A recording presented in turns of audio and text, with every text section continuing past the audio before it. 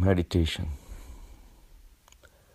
Meditation is all about finding your true nature. We have dualistic nature. We are made out of matter, and we are also a spirit. It's strange but beautiful combination that makes us human beings. And to that matter, all the living animals. They all have matter and they have consciousness within. The consciousness that we have was brought in with us at the time of birth. And since birth, we have existed in this world. But we have forgotten the first part, which was there even before we were born. And at the end of the death, at the end of the life, when the death comes, we're going to leave everything behind in this material world and we're going to walk away with the spiritual part, the consciousness. Even though it is bigger than the life itself, the consciousness which was present even before, and it will be present even after. We don't know anything about it. We live in this world. We interact with this world. We generate likes, dislikes. We work in this world, achieve a lot of things, accumulate a lot of things, hoard a lot of things. And not just things. We set up connections with people. We build relationships. And all these things exist at our mind level. The world has tremendous influence on us. Even if you close your eyes, the world is still present in the form of millions of thoughts. Even when you go to bed at night, your dreams, thoughts interfere with your sleep. The only time you really get a deep sleep is in a state of deep bliss where you are totally asleep and you reach to your own true nature where there are no thoughts, because thoughts mean sansar, and you don't have dreams either, because dreams mean sansar. So very, very short segment of your sleep is represented of your true spiritual nature. And that's the time when you get the deepest possible rest at night, the freshness in the morning is due to your contact with the consciousness.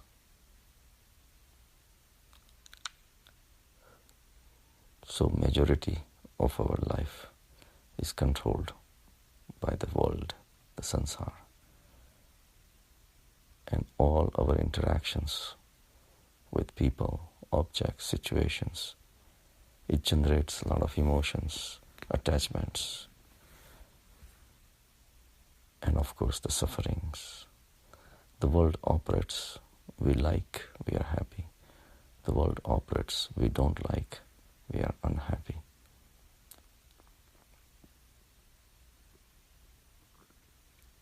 And we always keep bouncing, right, left, forward, backward, and all these motions is what our life is about. Out of all these hassles of life, you will find several kind of people who have developed different tendencies. There are some who are very happy in life. They have achieved enough in life and they are happy materially. And naturally also, they don't have any major issues in life. These people will never have a natural inclination to meditate. They don't see it as a necessity. For them, the life just goes on, and they don't even know the spiritual aspect of it, and they don't have any inclination to know about it either. These people either will never start meditation, and if they do, the chances of success becomes less.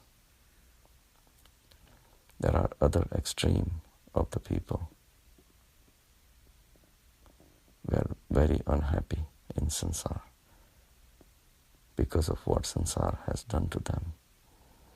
They have given them sufferings, physical, mental, or social, where they have found inadequacies in life. They want some solution, but samsara has not been able to give solutions. Samsara keeps giving nothing but problems. These people also, when and if they start meditating, it'll be tough for them because they are looking for solutions. They have done this all their life. They have tried to achieve something from the samsara, but they have not been able to achieve peace. Now they are looking for peace. These people are also going to have tough time in meditation. If they succeed, that's well and good. But the struggle will be there. If you are looking for a solution to your day-to-day problem, solution is something your mind will be on all the time. And the whole purpose of meditation will be defeated, because meditation is not about finding solutions. Even though solutions will come, they have to come, and they will come. But meditation is all about finding your true nature, which is the most important aspect of meditation. And all the sufferings will go once you find your true nature. So the focus should be on finding your true nature. The ones that will succeed, or who have more chances of success in meditation, are the people who have no major problems in life. They have achieved enough financially. They have a reasonably well adapted lifestyle, whether it is social, friend circle, job. Everything is going good, and yet they find the world to be inadequate. Somehow they feel that there is something missing in life. They have a curiosity to find out what this world is about, why this samsara exists. They have a deeper curiosities.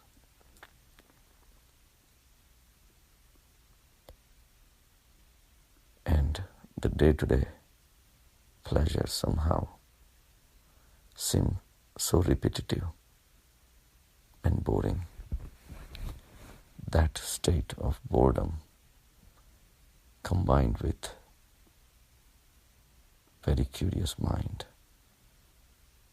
with ability to drop old ideas, pick up new ideas, and with a sense of adventure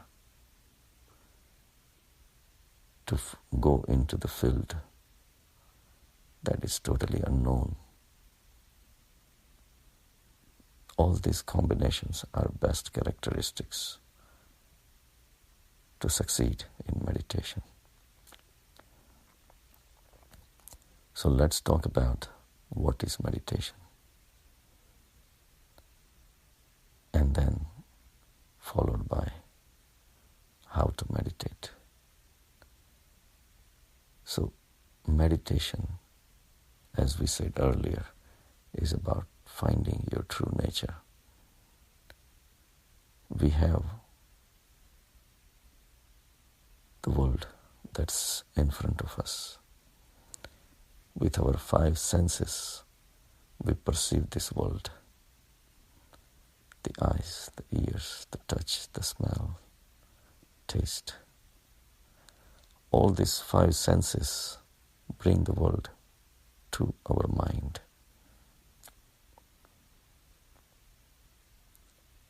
Without these senses, the world will not exist for us. If we don't have eyes, we cannot see. If we don't have sense of smell, we cannot smell. So all these 5 senses are continuously bringing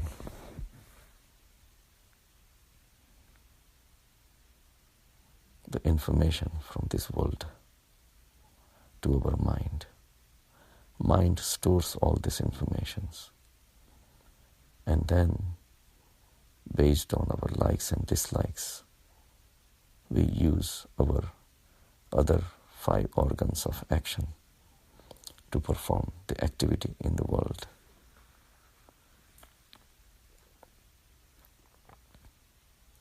That's your arms, the legs, the speech, and the 2 holes in the body through which we connect to the world. So we have 5 organs of perception and 5 organs of action. And the mind, it is the seat of power that makes sense out of all the signals received from the world. And then it gives the signals to the organs of action to go and act in the world for the benefit of the mind. Mind is the king for us, but is also the sufferer. We cannot stop the signals that's coming from the world. If the situation is tough outside, which is beyond the likings of the mind, mind gets frustrated. Mind doesn't know what to do because situation is unpleasant. There is no solution available. Mind has to keep on absorbing the signals.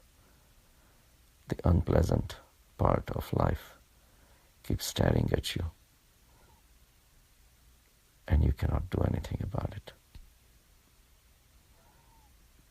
So mind gets frustrated.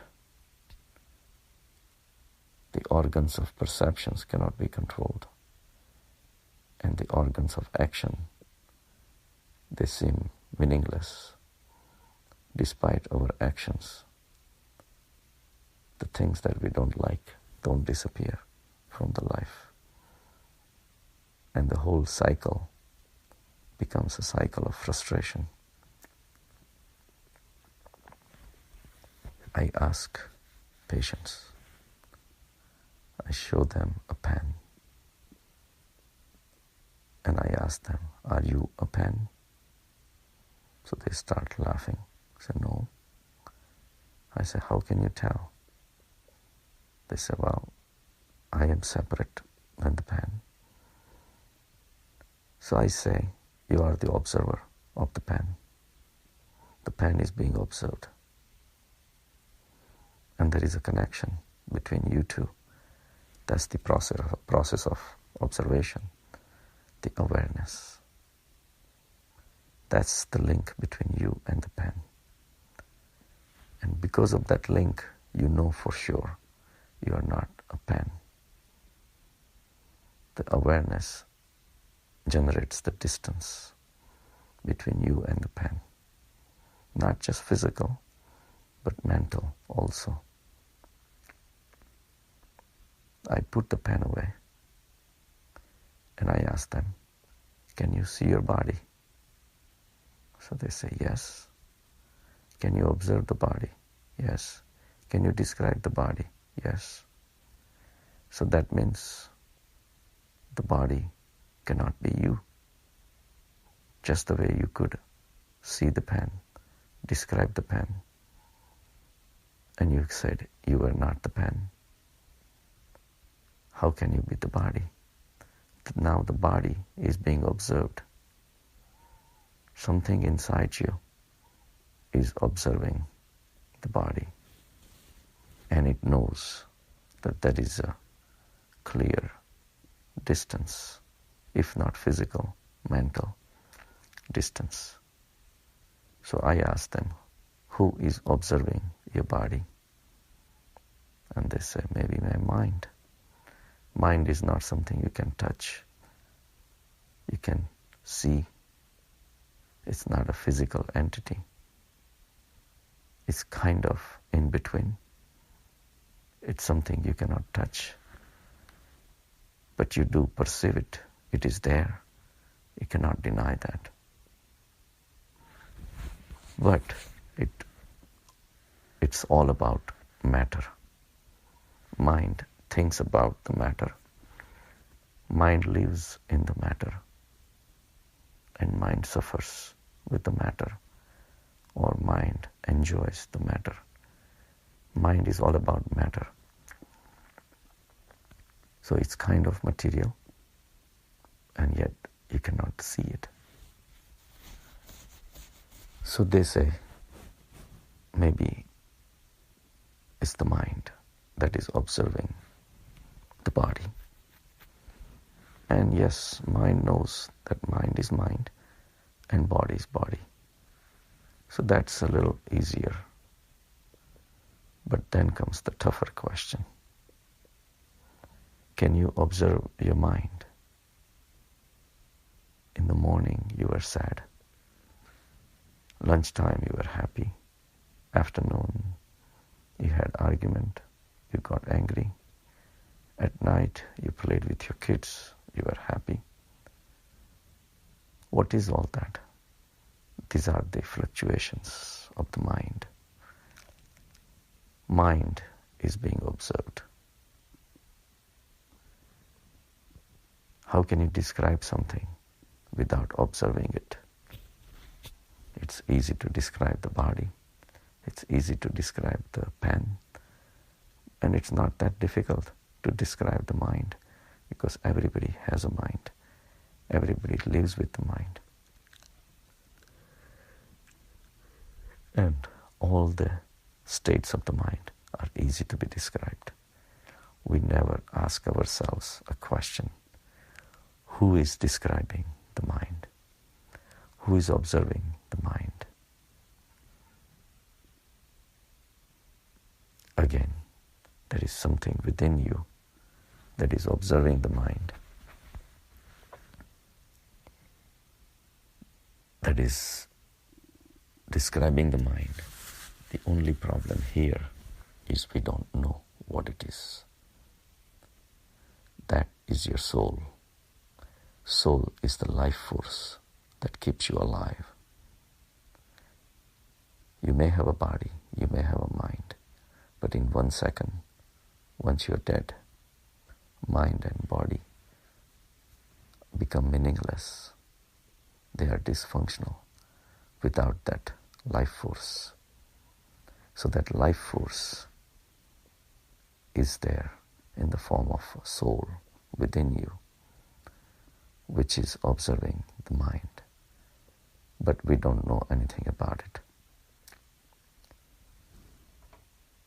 The one that connected you to the pen, the most important thing that connected you with the pen was not physical. It was the power of observation. And in the power of observation, the most important thing is the awareness. You may have eyes, you may have mind, you may have a body, but if you are in a coma, all these things become useless. You have to be aware. Even though you may not be in a coma, I may be showing it to you. Your mind may not be aware of what is happening in front of it, and it's thinking of something else. Then also the connection becomes absent. You may not pay attention to the pen I'm waving. So awareness of the pen is the most important thing, the focus of your attention. So awareness is gonna be your most important companion to take you to the higher state, because that's what connects the body to the pen, but it also connects the mind to the body, because mind needs awareness of the body.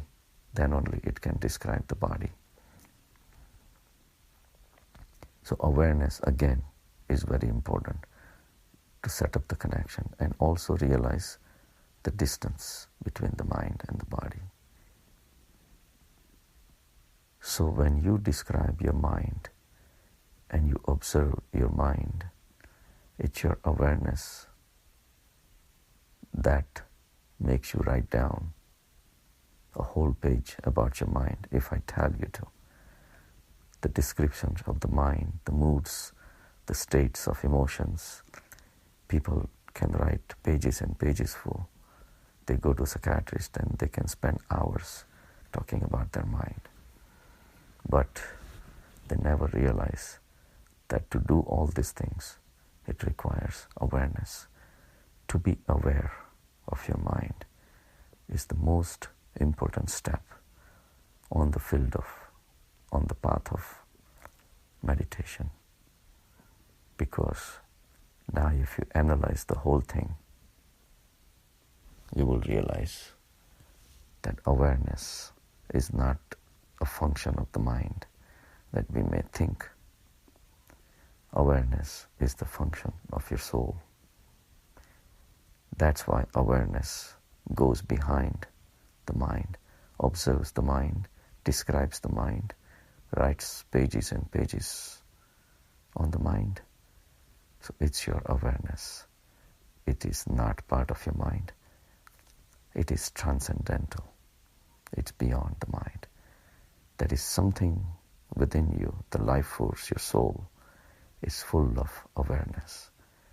And the job of meditation is to find out that source.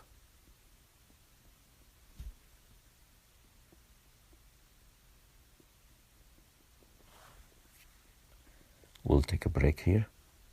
We'll have a second session later.